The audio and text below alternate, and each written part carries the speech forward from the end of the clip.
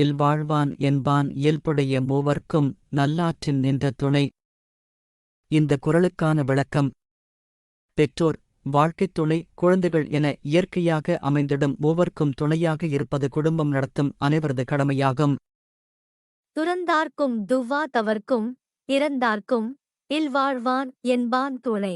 இந்த குறளுக்கான விளக்கம் துறவிகளுக்கும் பசியால் வாடுவோர்க்கும் பாதுகாப்பற்றவர்க்கும் இல்லற வாழ்வு நடத்துவோர் துணையாக இருத்தல் வேண்டும். தென்புலத்தார் தெய்வம் விருந்தொக்கல் தானென்றாங்கு ஐம்புலத்தா ட்ரோம்பல் தலை. இந்த குறளுக்கான விளக்கம். வாழ்ந்து மறைந்தோரை நினைவுகூர்தல், வாழ்வாங்கு வாழ்வோரைப் போற்றுதல், விருந்தோம்பல், சுற்றம்பேணல் ஆகிய கடமைகளை நிறைவேற்ற தன்னை நிலைப்படுத்திக் கொள்ளல் எனப்படும் 5 வகை அறநெறிகளும் இல்லற வாழ்வுக்கு உரியன ஆகும். பழியென்றிப் பாத்தூன் உடைத்தாயின் வாழ்க்கை வழியென்றல் எஞ்ஞான்றும் இல. இந்த குறளுக்கான விளக்கம். பொருள் சேர்க்கும் போது பழிக்கு அஞ்சிச் சேர்த்து செலவு செய்யும் போது பகுந்து உண்பதை மேற்கொண்டால் அந்த வாழ்க்கையின் ஒழுங்கு எப்போதும் குறைவது இல்லை. அன்பும் அறனும் உடைத்தாயின் இல்வாழ்க்கை பண்பும் பயனும் அது.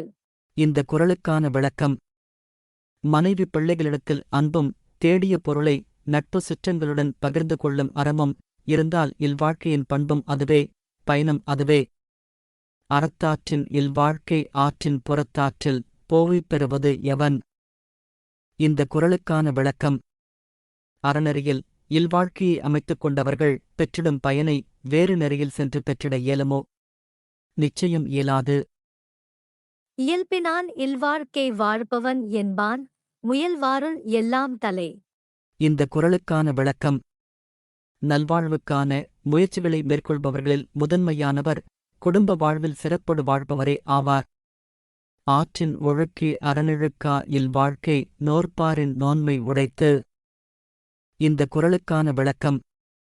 தானும் நல்வழியில் நடந்து பிறரையும் அவ்வழியில் நடக்கச் செய்திடுவோரின் இல்லற வாழ்க்கை துறவிகள் கடைப்பிடிக்கும் நோன்பை விடப் பெருமையுடையதாகும். அரண் எனப்பட்டதே இல்வாழ்க்கை அதும் பிறன் பழிப்ப தில்லாயின் நன்று. இந்த குறளுக்கான விளக்கம். அறம் என்று சிறப்பித்து சொல்லப்பட்டது இல்லற வாழ்க்கையே ஆகும். அதுவும் மற்றவன் பழி சொல்லும் அளவிற்கு குற்றம் இல்லாமல் விளங்கினால் மேலும் நன்மையாகும். வையத்துள் வாழ்வாங்கு வாழ்பவன் வானுரையும் தெய்வத்துள் வைக்கப்படும். இந்த குறளுக்கான விளக்கம். தெய்வத்துக்கென எத்தனையோ அருங்குணங்கள் கூறப்படுகின்றன.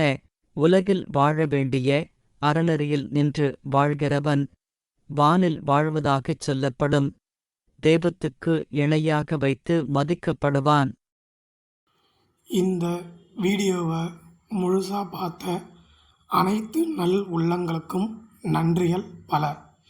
தொடர்ந்து என்னுடைய திருக்குறள் வீடியோ 1 by 1 நான் அப்லோட் பண்ண போகிறேன்.